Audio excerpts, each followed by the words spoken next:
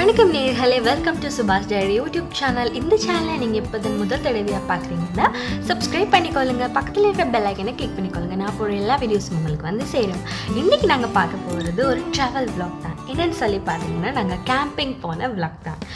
இப்போ வந்து ஒமானில் வந்து கொஞ்சம் வின்டர் சீசன் ஸ்டார்ட் ஆகிடுச்சு. அப்போ வின்டருக்கு என்னடா செய்யலாம் அப்படின்னு சொல்லி யோசிச்சிட்டே இருந்தால் என்னோடய மூளை கெட்டினது கேம்பிங் போகலாம் அப்படின்னு சொல்லிட்டு நாங்கள் பிளான் பண்ணிவிட்டு கேம்பிங் போகிறதுக்கு நாங்கள் வந்து ரெடி ஆகிட்டோம். போகிறதுக்கு முன்னால் அங்கே போய் என்ன சமைக்க போகிறோம், என்ன சாப்பிட போகிறோம்ன்ற அந்த ஒரு க்யூரியாசிட்டி தான் என் மைண்டில் ஓடிட்டே இருந்துச்சு. அப்படின்னு பார்க்கக்குள்ள பார்பிக்யூ போடலாம், அதுக்கப்புறம் பிரியாணி செய்யலாம் அப்படின்னு சொல்லி நாங்கள் திங்க் பண்ணிட்டோம். பார்பிக்யூ தேவையான எல்லா விஷயங்களுமே நாங்கள் வீட்டிலேருந்தே ப்ரிப்பேர் பண்ணிவிட்டு அப்படியே போயிட்டோம்.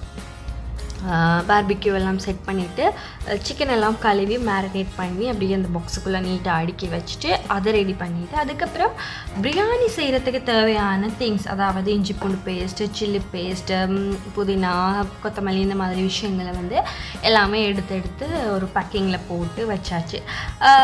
காலையில் டீ குடிக்கிறதுக்கு பிளான் பண்ணியிருக்கிறோம். அதனால டீ தூள் இந்த மாதிரி விஷயங்களை மெதுவாக எடுத்து ஒவ்வொரு பேக்கிங்காக போட்டு வச்சுட்டு நாங்கள் வந்து ஒரு பின்னேரம் போல் ஸ்டார்ட் பண்ணிட்டோம் எங்களோட ஜேர்னியை.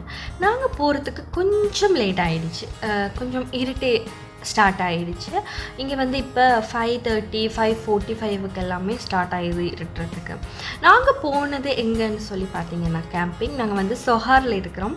சொஹாரில் இருந்து நாங்கள் வந்து மஸ்கட் எக்ஸ்பிரஸ்வேயில் இருக்கிற ஒரு டியூன் ஏரியாவில் தான் நாங்கள் வந்து கேம்பிங் போயிருந்தோம்.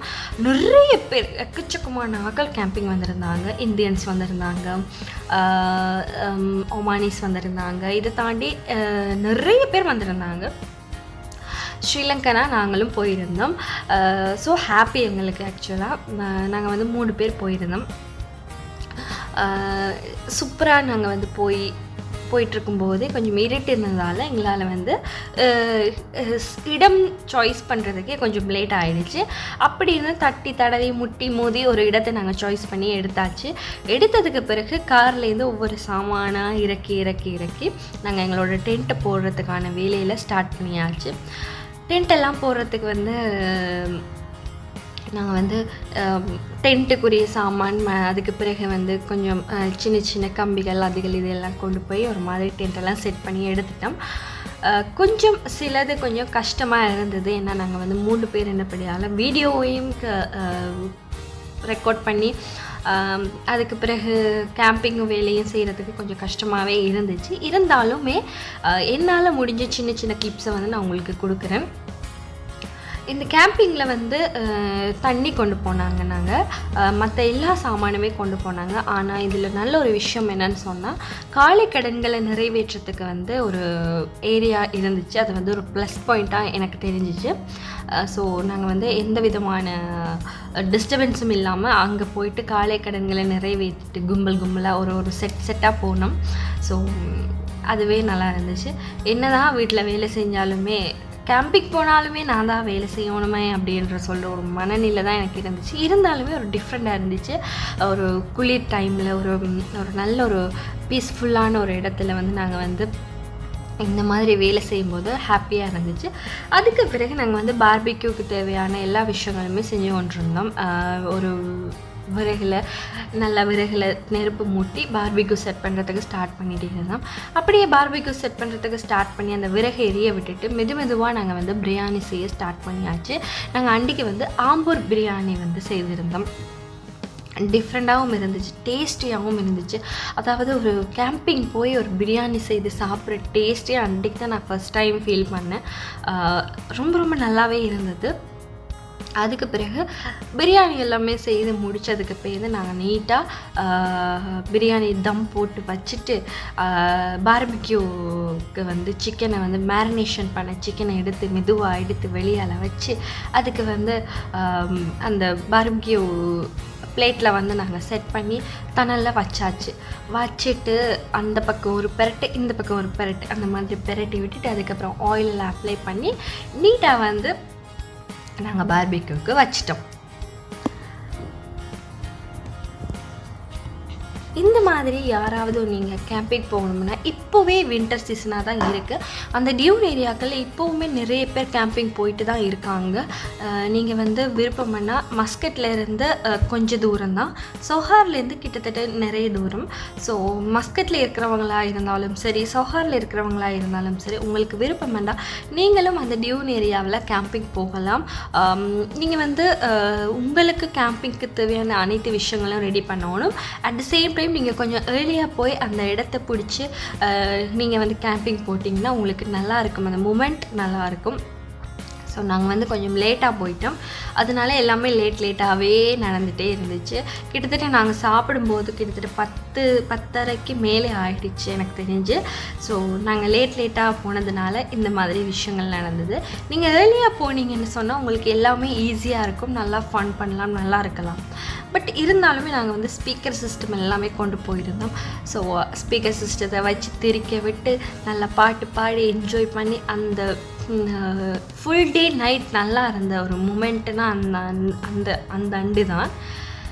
ஸோ இப்போ எங்களுக்கு வந்து பார்பிக்யூ சிக்கன் ரெடி ஆகிடுச்சு. அந்த பார்பிக்யூ சிக்கனை எடுத்து பிளேட்டில் வந்து ட்ரான்ஸ்ஃபர் பண்ணுறோம்.